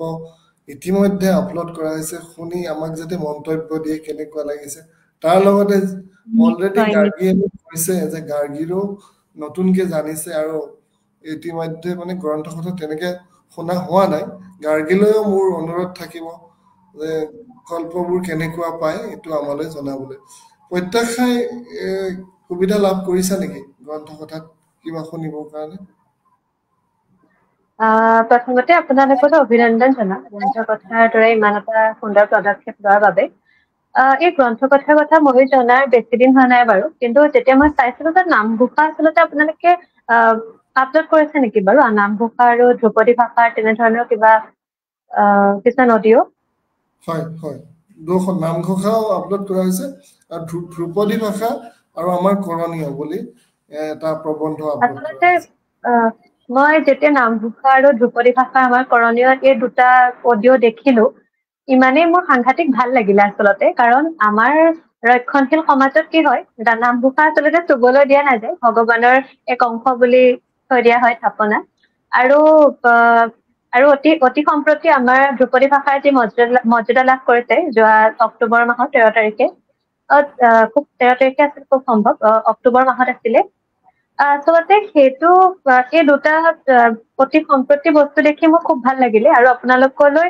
পুনৰবাৰ অভিনন্দন আৰু শুভকামনা জনাইছো যে নামঘোষাৰ দৰে এখন পুথিৰ আপোনালোকে অডিঅ' তৈয়াৰ কৰিছে তাৰ কাৰণে খুব ভাল লাগিছে মোৰ আৰু ধ্ৰুপদী ভাষাৰ আমাৰ যুৱ প্ৰজন্মই জনাটো এইটো প্ৰয়োজনীয় কাৰণ আমাৰ অসমীয়া ভাষাটো ধ্ৰুপদী ভাষাৰ মৰ্যাদা লাভ ঠিকেই কৰিলে কিন্তু ভাষাটোৰ সংৰক্ষণ আৰু সংবৰ্ধনৰ কাৰণে কোনো ধৰণৰ ব্যৱস্থা হোৱা নাই গতিকে এই অডিঅ'টোৰ কথা গম পাই মোৰ খুব ভাল লাগিছে ধন্যবাদ প্ৰত্যাশা আমি আৰু আগলৈ আৰু বিভিন্ন ধৰণৰ অডিঅ' বা শ্ৰাব্য পুথি দিবলৈ চেষ্টা কৰিম চেষ্টা নহয় আমি এটা সুখবৰ দিব খুজিছো দৰ্শকক এতিয়া আপোনালোকে গুগল প্লে ষ্টৰত যদি বিচাৰে গ্ৰন্থকথা বুলি আমাৰ এপটো এপ্ৰুভ হৈছে মানে এপটো এতিয়া আমি তাত বিভিন্ন ধৰণৰ অডিঅ' বুক আমি আপলোড কৰিম আৰু অতি সোনকালে আমি এইটোত কিছু প্ৰিমিয়াম কণ্টেণ্ট আৰু তাৰ লগে লগে আমাৰ আৰু এটা সৌভাগ্য হৈছে দেৱেন দত্ত ছাৰৰ জংঘম উপন্যাসখন আমি ৰেকৰ্ডিং আৰম্ভ কৰিম 2 এদিনতে আৰু পাঠ কৰিব আমাৰ সকলোৰে চিনাকি জোনা কংকন ভূঞা চ' আপোনালোকে শুনিবলৈ নাপাহৰিব এতিয়া আমাৰ অনুষ্ঠানৰ শেষৰ পিনে আহিবলৈ ওলাইছো তাৰ আগতে নজৰুলে আৰু এটা কমেণ্ট কৰিছে সাগৰিকা যদি দেখুৱাই দিব পাৰে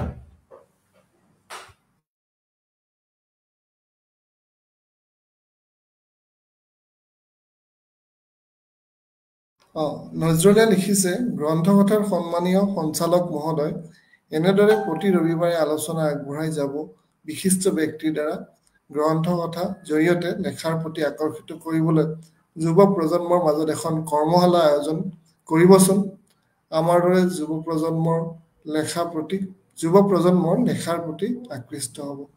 ধন্যবাদ নজৰুলকো আমি এদিন আমন্ত্ৰণ কৰিম আমাৰ আলোচনাত ভাগ ল'বলৈ। ধন্যবাদ নজৰুল। ইনামণি শৰ্মাই আকৌ লিখিছে অনুষ্ঠানটি চাই বৰ ভাল পালোঁ। ধন্যবাদ ইনামণি শৰ্মা বাইদেউ। এতিয়া মই শেষত সুধিব খুজিছোঁ, মই শ্ৰাব্য ৰূপত মানে কোনখন কিতাপ শুনাৰ মানে মন এটা হেঁপাহ আছে। এতিয়া যদি আমি যদি অসমীয়া প্ৰতিজন দৰ্শকক যদি এখন অসমীয়া উপন্যাস আমি ডাঙৰ পৰ্দাত চাব খোজো, বেছিভাগে ক'ব অসীমত যাৰ হেৰাল সীমা উপন্যাসখন আমি পৰ্দাত চাব খোজো, আমাৰ মানে মন যায়। তেনেকুৱাকে যদি মই সুধো যে কোনখন কিতাপ বা কোনটো গল্প বা কোনটো কবিতা মানে আপোনালোকে শুনিব খোজে শ্ৰাব্য ৰূপত গ্ৰন্থ কথাৰ পেজত, প্ৰথমতে মই বেদান্তৰ পৰাই আৰম্ভ কৰিব খুজিছো। বেদান্ত মিউট হৈ আছে। মোৰ আটাইতকৈ ভাল লগা গ্ৰন্থখনে হ'ল লাইফ অফ এ ড্ৰাইভাৰ, আৰু সেই গ্ৰন্থখনেই মই চাব বিচাৰো এখন ডাঙৰ পৰ্দাত। কাৰণ মই গোটেই কিতাপখন মোৰ মানে এখন অন্তৰ চুই গৈছে কিতাপখনে, য'ত কেনেকৈ এজন ব্যক্তিয়ে কেনেকৈ সম্পূৰ্ণৰূপে এখন জীৱন নিৰ্বাহ কৰিলে। সেই সম্পূৰ্ণ কিতাপখন যদি আমি এখন ডাঙৰ পৰ্দাত চাব বিচাৰো, এখন মানে অকল মই বুলিয়ে নহয়, যোনে সেই কিতাপখন ভালদৰে অধ্যয়ন কৰিছে সেই সকলোৱে সেই কিতাপখন হয়তো চাগে পৰ্দাত চাব পালে বহুত সুখী হ'ব বুলি মই ভাবো। পৰ্দা নহয়, এতিয়া আমি গ্ৰন্থ কথাৰ কথা পাতিছো। গ্ৰন্থ কথাটো শুনিবলৈ বিচাৰিবা চাগে এইটো অডিঅ'ৰ ওপৰত। হয়, শুনিবলৈ পালো আৰু মানে সেই গ্ৰন্থখন যদি আমি কথাৰ আকাৰে শুনিবলৈ পাওঁ যে আমাৰ এনেকুৱা অনুভৱ হ'ব যে আমি সেই সম্পূৰ্ণ ঘটনাটোৰ লগত আমি জড়িত আছো।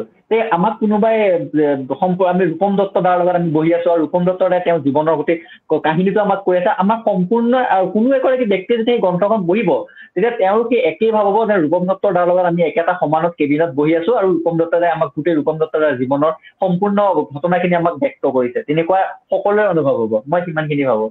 হয়, ধন্যবাদ বেদান্ত। আমি চেষ্টা কৰিম এই কিতাপখনৰ অনুমতি ল'বলৈ। যদি আমি অনুমতি পাওঁ ভৱিষ্যতলৈ আমি কিতাপখন শ্ৰাব্য ৰূপ দিবলৈ চেষ্টা কৰিম। এতিয়া মই দীক্ষিতাক সুধিব খুজিছো, দীক্ষিতাৰ এনেকুৱা কোনখন উপন্যাস বা গল্প বা কবিতা গ্ৰন্থ কথাৰ পাতত শ্ৰাব্য ৰূপত শুনিবলৈ হেঁপাহ আছে যে এইখন হলে আৰু হয়, তাৰ আগতে মই আৰু এটা কথা উত্থাপন কৰিব বিচাৰিছো, যিহেতু শেষৰ পৰ্যায় এইটো। আচলতে মই যিহেতু এগৰাকী কনভেন্ট ICSE স্কুলত পঢ়া ছাত্ৰী, আৰু মই নহয় প্ৰায় সকলোবোৰ অসমৰ কনভেন্ট স্কুলৰ যি পৰিস্থিতি বৰ্তমান, আই হোপ এতিয়া মানে বস্তুটো চেঞ্জ হৈছে, কিন্তু আমি যেতিয়া সৰু আছিলো স্কুলীয়া দিনত বস্তুটো এনেকুৱা ধৰণৰ আছে, যদি মই মোৰ বন্ধু গৰাকীৰ সৈতে মই অসমীয়াত দুই এটা যদি কথাও পাতো, কেনেবাকে যদি চিষ্টাৰ বা ফাদাৰ সকলে শুনে, তেওঁলোকে ফাইন কৰি দিয়ে।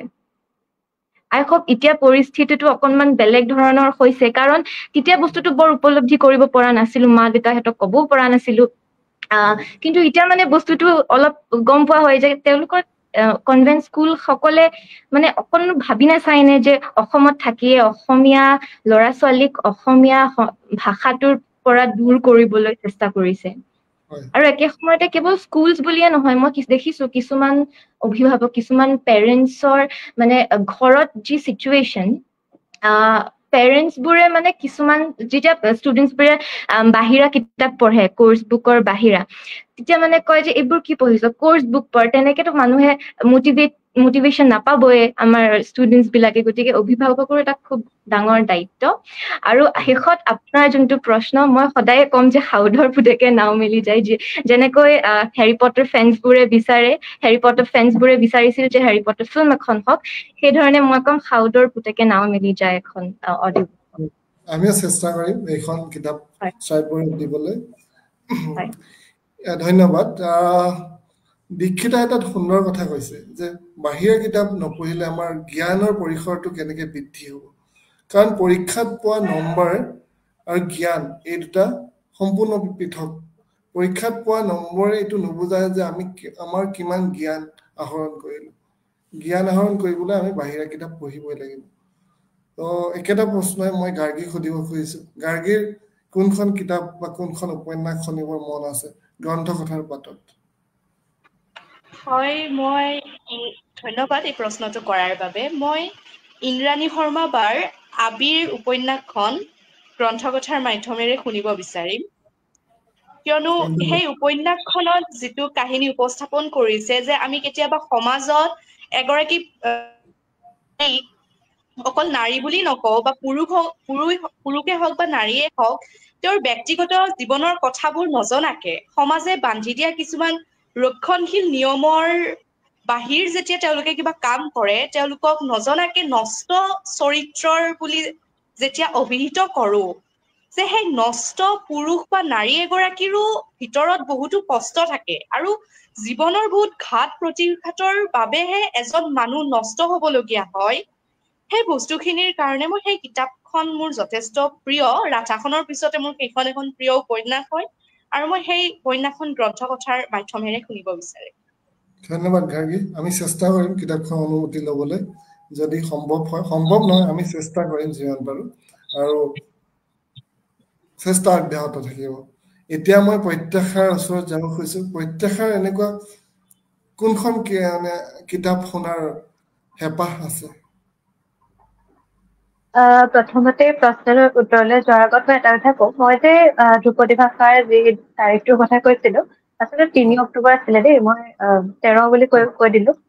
আৰু প্ৰথমতে আপোনাৰ সৈতে এটা কথাত একমত যে আমি যদি গ্ৰন্থ নপঢ়ো তেন্তে আমি চিন্তা শক্তি আৰু কল্পনা প্ৰৱণতা কেনেদৰে বৃদ্ধি পাব। আৰু এতিয়া প্ৰিয় গ্ৰন্থ বুলি ক'লে মই খুব বিমোৰত পৰো। মোৰ প্ৰিয় উপন্যাস, প্ৰিয় গ্ৰন্থ যিহেতু কেইবাখনো, কিন্তু মই বৰ্তমানৰ প্ৰেক্ষাপটত হৃদয়িক বিজ্ঞাপন কিতাপখন যদি শ্ৰাব্য আকাৰে দৰ্শকে শুনিবলৈ পায়, আচলতে বিশেষকৈ নাৰীসকলে, তেন্তে খুব ভাল হ'ব।